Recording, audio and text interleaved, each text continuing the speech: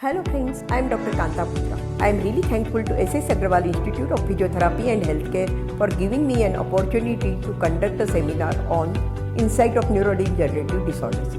My special thanks to Dr. Slesha Vaidya, Dr. Jagrati Patel, Dr. Vidyadhar, Dr. Pritesh Shukla and all the students who actively participated in the seminar. यह जो seminar है अभी actually मेरा काम जागृति ने काफी कम कर दिया है. She has introduced Alzheimer's. Alzheimer यानी मैंने जैसे बोला ना, दिमाग छोटा हो जाता है. पहले कहते थे साठे युद्धे नाटे, ऐसे चलता रहता था, पर आजकल वो समीकरण बदल गया है. इसको काफी अल्जाइमर के पेशेंट का एकदम लास्ट पार्ट जो रहता है सबसे खराब होता है. शुरू में तो वो आजू बाजू को भूलता है, सबको भूलता है, फिर बाद में वो खुद को भी भूल जाता है, खुद का अस्तित्व भूल जाता है, सब भूल जाता है. ऐसे भी पड़ा रहता है. अब ये क्यों होता है कि यहाँ पे न्यूरॉन, नेक्स्ट, ये जो न्यूरॉन है ना, ये हेल्दी न्यूरॉन है. और इधर जो ये न्यूरॉन दिख रहे हैं ना, इधर दो चीजें, ये एमिलोइड प्लेक्स है और ये न्यूरॉन के अंदर टाउ प्रोटीन है, न्यूरोफिब्रिलेटिव टेंगल्स करता है. अगर न्यूरॉन के अंदर जो माइक्रोफिलामेंट्स हैं उसके अंदर एक टाउ प्रोटीन बिगड़ा हुआ है. अच्छा वाला टाउ प्रोटीन होता है, बट कुछ कारण से उसमें चेंजेस हो जाते हैं. तो इसके कारण ये जब इसके अंदर माइक्रोफिलामेंट में बैठ जाता है, माइटोकॉन्ड्रिया तक रुक जाएगा. माइटोकॉन्ड्रिया काम नहीं करेंगे तो न्यूरॉन पूरा ही जाएगा, और न्यूरॉन मर गया वापस रिप्लेस नहीं कर सकते. ठीक है, एक दो तीन चीजें अपने को ध्यान रखनी. एंड अमिलॉइड प्लेक्स, बराबर है, वो भी इसके बीच में अटकी हुई है. तो ये अमिलॉइड प्लेक्स कहाँ पे दबा हुई है? ये जो न्यूरॉन की कनेक्शन है ना, डेंड्राइट एक्सॉन, इसके ऊपर आ जाती है, उसको दबा दिया, उसको दबा दिया तो आप न्यूट्रिशन ऊपर नीचे कोई जाएगा ही नहीं. सो एक सिंपल फॉर्मूला आपको बताया, ये ऐसा होगा तो न्यूरॉन खत्म हो जाएगा. ठीक है, नेक्स्ट, इसके कारण क्या है? आजकल कहते हैं आप कारण तीन ग्रुप में डिवाइड कर दो. Environment, pollution, noise, air pollution सबसे बड़े कारण है. कभी बार ये लोग खान में काम करते हैं, कार्बन मोनोऑक्साइड पॉइजनिंग हो जाता है, मैंगनीज, बहुत सारी एनवायरमेंटल चीजें हैं. जेनेटिक का इतना ज्यादा रोल नहीं. और तीसरा लाइफस्टाइल सबसे बड़ा है. हाँ, अल्जाइमर किसमें होता है? 65 के एज के बाद में शुरू होता है. 60-65 लेडीज और जेंट्स में इक्वली होता है. एक जमाने में कहते थे कि जेंट्स में ज्यादा होता है, लेडीज में मेनोपॉज तक वो बिकॉज ऑफ हॉर्मोन्स, एस्ट्रोजन बोलो या इसके कारण प्रोटेक्टेड रहती है. उनको कोई भी न्यूरोलॉजिकल बीमारियां वैसे कम होती है. मेनोपॉज होने के बाद मेजॉरिटी बीमारियों का इंसिडेंस मेल्स और फीमेल्स में इक्वल होता है. तो फैमिली हिस्ट्री जरूरी नहीं है, उसको ज्यादा लोग नहीं मतलब. पोल्यूशन का बता दिया, स्मोकिंग से काफी बार मैं इसको बोलती हूँ, तो कोई बोलता है स्मोकिंग से अल्जाइमर नहीं होता, क्योंकि अल्जाइमर होने की पहले वो आदमी बच जाता है. so, नहीं, क्योंकि स्मोकिंग से कितनी सारी बीमारियां होती है आपको ज्यादा पता है. ठीक है, फिर हाइपरलिपिडीमिया, कोलेस्ट्रॉल, ज्यादा कोलेस्ट्रॉल होगा तो भी ये बीमारी अल्जाइमर ही होती है. जैसे हार्ट अटैक आता है, खून की नलियां ब्लॉक होती है, ये भी इसके कारण होती है. Next, sedentary life. सबसे खराब, आप बैठे हो, टीवी का बटन हाथ में या मोबाइल हाथ में है, ये सबसे खराब लाइफस्टाइल है. हो तो बत्ती कर लीजिए, बैठे बैठे बहुत बाहर से खाना मंगा रहे हो, स्विगी पे, इस पे. I think this is the worst lifestyle. इससे खराब कुछ हो नहीं सकता. अल्कोहल, टोबैको, ड्रग्स, मेरे को मालूम नहीं है आपको. मैं कहता है यहाँ पे सब स्टूडेंट्स अच्छे हैं, नहीं तो काफी जगह पे इन लोगों को गांजा और बाकी सब चीज़ मैंने वर्स्ट थिंग्स कभी इसके नहीं जाते. हेयरिंग लॉस के कारण भी अल्जाइमर के चांसेस बढ़ जाते हैं. हेयरिंग लॉस के कारण उनका इनपुट खत्म हो जाता है. इनपुट नहीं है तो वो लोग आउटपुट कम देते हैं. जितना आउटपुट कम दोगे, जितना दिमाग को काम नहीं दोगे, दिमाग काम करता कम हो जाएगा, सेंस मरने लग जाएगा. लोनलीनेस, सो सेम थिंग, अकेले पड़ जाते हो, डिप्रेशन में चले जाते हो. जितनी एक्टिविटीज कम करोगे उतना आपका प्रॉब्लम बढ़ जाएगा. सोशलाइजेशन जरूरी है. लो एजुकेशन, लो एजुकेशन में अल्जाइमर जो कम पढ़े लिखे उनमें ज़्यादा होता है सेकंड। पर मेरी एजुकेशन की डेफिनेशन अलग है। एजुकेशन मीन्स एक कॉलेज की डिग्री नहीं। काफ़ी जन सब लोग PhD भी लेके बैठे होंगे, कुछ नहीं कर रहे होंगे, तो वहाँ पे तो उनका एजुकेशन जीरो हो गया, तो उनमें अल्जाइमर हो सकता है। एजुकेशन आप कुछ भी सीख रहे हो, कुछ भी कर रहे हो, जस्ट गो ऑन लर्निंग, उसमें इंटरेस्ट लो तो आप में पॉजिटिविटी आएगी। So education must just degree नहीं लेना है आपको। डिप्रेशन के कारण भी बढ़ जाता है, दवाइयों से भी बढ़ जाता है, आप डल हो जाते हो, विदाउट मेडिसिन भी बढ़ जाता है। फिर ट्रॉमेटिक ब्रेन इंजरी, आजकल बोलते हैं विजुअल लॉस होगा, तो नेचुरली सेम थिंग, इनपुट कम हो जाता है तो आउटपुट कम है।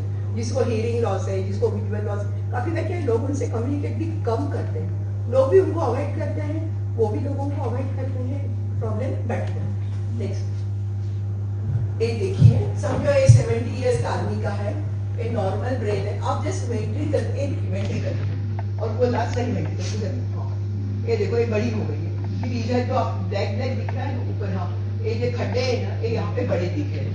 इस अल्जाइमर में वो जो कॉर्टिकल भाग चला गया है ना, तो उसके कारण वो खड्डे बड़े बड़े हो गए, वो सिरे से क्या पानी ने उसका ऑक्यूपाई कर लिया, क्योंकि ब्रेन छोटा हो गया। और क्या अल्जाइमर और नॉर्मल, उसके बीच में और एक कंडीशन है, MCI, माइल्ड कॉग्निटिव इम्पैक्ट। इसमें क्या अल्जाइमर जितने प्रॉब्लम भी नहीं होते हैं, और नॉर्मल से थोड़ा ज्यादा आता है, बोलने का प्रमाण नॉर्मल होगा उससे ज्यादा। अभी समझो कोई दवाखाना चला रहा है, बोलियो के नाम उसको पहले परफेक्ट आते हुए, वो फटाफट नाम नहीं याद कर सकता, इसको भाई मलेरिया हुआ, मेरे को क्या नाम देना है, कौन सी गोली देना, जल्दी से उसको पिकअप नहीं कर पाता, उसको मालूम है क्या है, पर डायरेक्टली कहीं पे नहीं है। ऐसी थोड़ी थोड़ी प्रॉब्लम होती है। तो MCI के पेशेंट को अगर हम लोग ने जैसे मेडिसिन पे कॉग्निटिव थेरेपी शुरू की, तो शायद हो सकता है वो वापस थोड़ा सा नॉर्मल साइड चला जाए, ठीक है, इसलिए वो भी बात करना है। अब इस दोनों में क्या फर्क है? आप बोलोगे उम्र बढ़ती है, हम भी भूलते हैं, सही है, पर दोनों के भूलने में प्रमुख फर्क है।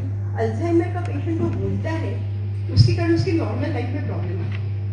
समझो लेडी है, रसोई बना रही है, रोटी कैसे सेकना है वो भूल गई, दूध ऊपर रख के गैस पे भूल गई, सब्जी रख के भूल गई, और तेरी प्रॉब्लम खड़ी हो जाएगी। रास्ता भूल गए, घर के बाहर निकले, आप घर का नंबर भूल गए। अल्जाइमर के पेशेंट को मैंने बहुत बार देखा, उनको अगर मैं घर का एड्रेस पूछती हूँ, अगर 2-3 साल में उन्होंने घर बदली किया होगा तो नए घर का एड्रेस नहीं बताएंगे, पुराने घर का बताएंगे, यानी उनका लॉस ऑफ मेमोरी को रिसेंटली हो रहा है। ओल्ड चीजें काफी बार याद रहती है, और कोई 25 साल 30 साल 50 साल पहले की कोई लेडी मिले तो शायद उसको मिले हुए होंगे, उनकी स्कूल के फ्रेंड हो तो उसको पहचान भी ले, और कोई अभी काफी बार अभी महीने पहले मिला हूँ नहीं पहचान सकती, फिर काफी बार नाम भी भूल जाते हैं, थोड़े दिन पहले देखे थे, बाद में तो घर वालों के नाम भी भूलना शुरू होगा। सो ये भूलने का प्रॉब्लम जो है उनका लाइफ पूरा डिस्टर्ब है। प्लानिंग, एग्जीक्यूशन, समझो अभी कोई लेडी है, बहुत अच्छा खाना बनाती है, कितने अच्छे एंटरटेन करती है, सब कुछ करती है, और उसको कोई फोन करके बोला 5 लोग आ रहे हैं, खाना बनाओ, उसको बिल्कुल आइडिया नहीं आएगी कि आटा कितना लेना है, कितना लेना है, मीन्स वो एक जजमेंट कुछ भी कर नहीं पाएगी और बना भी नहीं पाएगी। ऐसे हर चीज में आता है difficulty in doing routine things. जैसे मैंने बोला चाय बनाना है, काफी बार मेरे पास बहुत पेशेंट है, वो चाय बनाना है, बोले वो ऐसे ये डाल दिया, वो डाल दिया, कंफ्यूज हो गए, नहीं बराबर ये कर पाते, खाना बनाते वक्त सेम प्रॉब्लम आती है। मेरे को पता है, एक मेरे पास पेशेंट आता था, उसकी वाइफ को अल्जाइमर था, तो बोला मैं बाजू में खड़ा होता हूँ, उसको रोटी बेलने को लगाता हूँ और मैं सेकता हूँ, पर उससे काम नहीं बंद करवाया था। क्योंकि वो बोले वो सेकेंड के ऊपर वो भूल ही जाती है, भूलने से ही ज्यादा उसको मालूम ही नहीं पड़ता है जल रही है, ये हो रहा है, तो वो नहीं कर पाते रूटीन टास्क। सब जो वॉशिंग मशीन में कपड़े धोने हैं, लेडीज हो या जेंट्स हो, सबको ही प्रॉब्लम आती है। कंफ्यूजन बहुत कॉमन चीज है। काफी बार पेशेंट समझो सुबह 2 बजे उठ जाएगा, अर्ली मॉर्निंग नहा धो के तैयार होगा, मैं अगर दरवाजा खोल के शायद बाहर भी निकल जाए, और बाहर निकलने के बाद में रास्ता भूल भी जाए और प्रॉब्लम खड़ी हो जाए। काफी बार शाम को 4 बजे उठ के बोलेंगे नहा धो के तैयार के चलो जल्दी से मेरे को पूजा करनी है, मीन्स टोटली उनको ओरिएंटेशन नहीं रहता। ओरिएंटेशन का प्रॉब्लम जब उनकी जगह बदली हो जाती है, पेशेंट हॉस्पिटलाइज हो गया कुछ कारण से, तो वहाँ पे बहुत ज्यादा प्रॉब्लम है ऐसे पेशेंट को मैनेज करने में।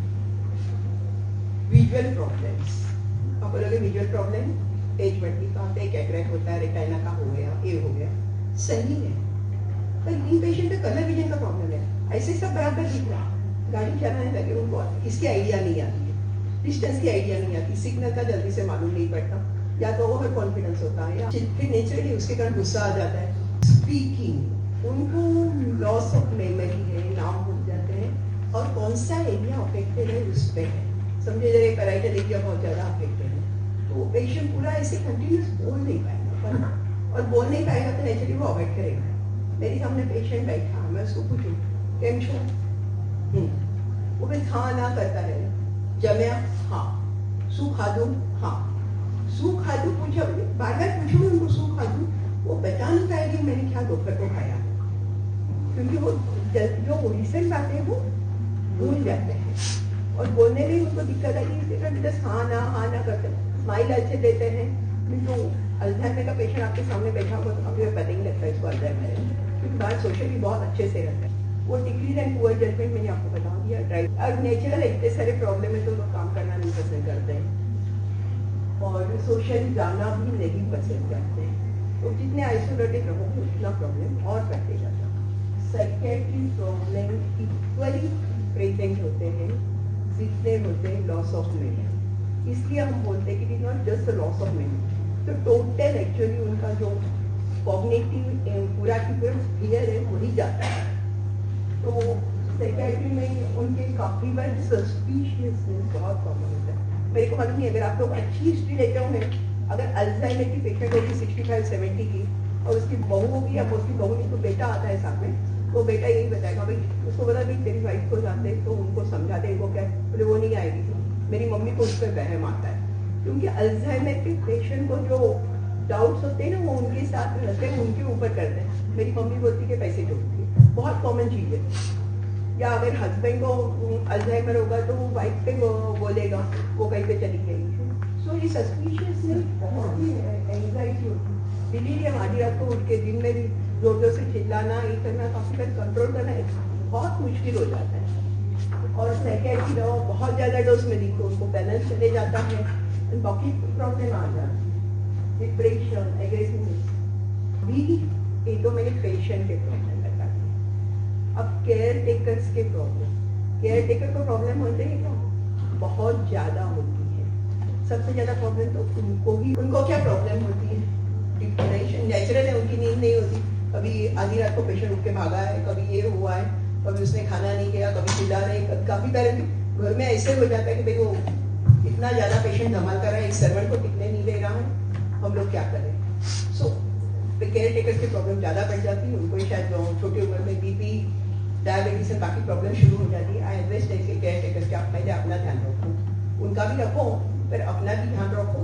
और यूजुअली ऐसे इसलिए मुझे लगता है काफी बार अपनी संयुक्त फैमिलीज रहती है तो इसमें शायद ऐसे टाइप के पेशेंट मिल जाते हैं। अगर सिंगल फैमिली रहे तो उनके लिए बहुत ज्यादा प्रॉब्लम हो जाती है। अभी ये सब देखने के बाद काफी जनों को ये लगता है कि अगर अल्जाइमर की बीमारी हमें पहले से मालूम पड़ सकती है क्या, और हम इसको रोकने के लिए कुछ कर सकते हैं क्या, क्योंकि इतने सारे प्रॉब्लम आते हैं हमारे घर, बाकी लोगों को भी आएंगे। तो उसके लिए एक स्कैन, उसको बोलते हैं फिट स्कैन, वो भी इंडिया में नहीं होता। उसमें अल्जाइमर होने के पहले काफी बार आपको स्पॉट्स मिलता है, पेशेंट एकदम अच्छा होता है, एमसीआई में भी स्पॉट्स मिलते हैं, और अभी समझो पर हमें उसकी ट्रीटमेंट करनी चाहिए कि नहीं करनी चाहिए। नेक्स्ट देखो, अल्जाइमर होने के 15-20 साल पहले से हमारे दिमाग में चेंजेस शुरू हो जाते हैं, बाद में 3-4 साल एमसीआई की भेज जाती है, माइल्ड कॉग्निटिव इम्पेयरमेंट, ये थोड़ा सा इधर भी सर कर सकते हो, इधर भी सर कर सकते हो। और फिर आते हैं अल्जाइमर। अल्जाइमर के पेशेंट 5 साल भी जीते हैं, 10 एवरेज 10 ईयर्स 15 ईयर्स भी हो जाता है, डिपेंड्स ऑन। और शायद वो कभी अल्जाइमर से नहीं भी मरे, जैसे जगती वेद ने बताया दूसरी कोई बीमारी से मर जाए। तो इस स्टेजेस है तो आपके पास भरपूर टाइम है, 15 से 20 साल का। तो आप क्या इस टाइम पे आप टिप स्कैन करा के देख लिया आर्मिलर प्लेक्स है तो उसको ट्रीटमेंट करना पसंद करोगे, हाँ या ना? हाँ वो हाँ बोला ना। नेक्स्ट, इसके लिए दवाइयाँ हैं, लेसेनिमाब, एडुकेनुमाब, और अल्जाइमर की वैक्सीन भी एक्सपेरिमेंटल इस पे है, शायद बाहर आ भी जाए, तो ये अपने पास नई चीजें हैं। पर ये जो इंजेक्शन लेने हैं वेरी कॉस्टली है, जैसे में शायद इंडिया में भी आ जाए, वो एवरी 10 डेज देना, कॉस्ट बहुत ज़्यादा है। दवा बंद करो, वापस लेके जाए। बराबर। सो मुझे लगता है कि कोई लॉन्ग टर्म सोल्यूशन नहीं है, वैक्सीन छोड़ दो।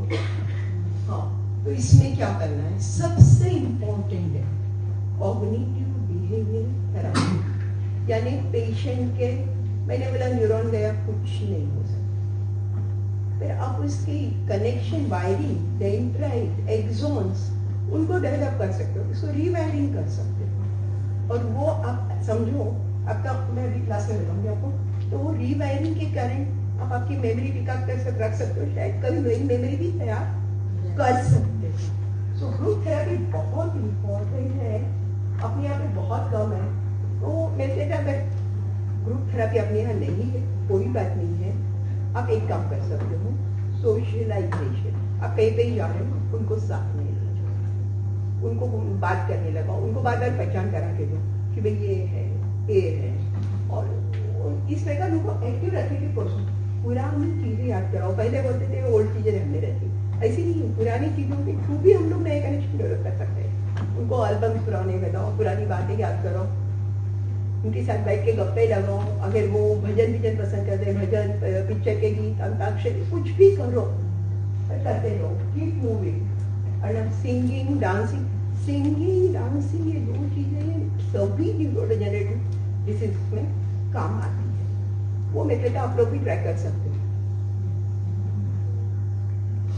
एक्सरसाइज अल्जाइमर के लिए सभी जाके करो।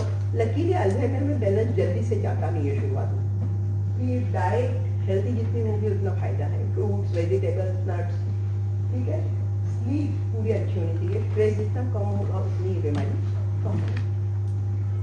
तो वही सेम ठीक है, जो एक्टिविटीज करनी है आप उनको साथ में रखिए, अकेले मत छोड़िए, बराबर है। डाइट, योगा, मेडिटेशन, कुछ भी करते रहे।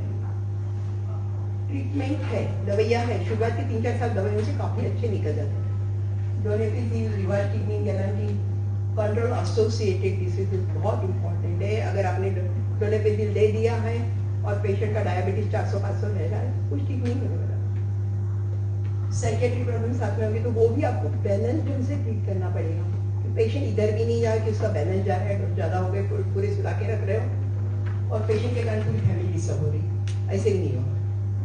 सो मेरे एक ही एडवाइस है, be a life long student, बराबर है।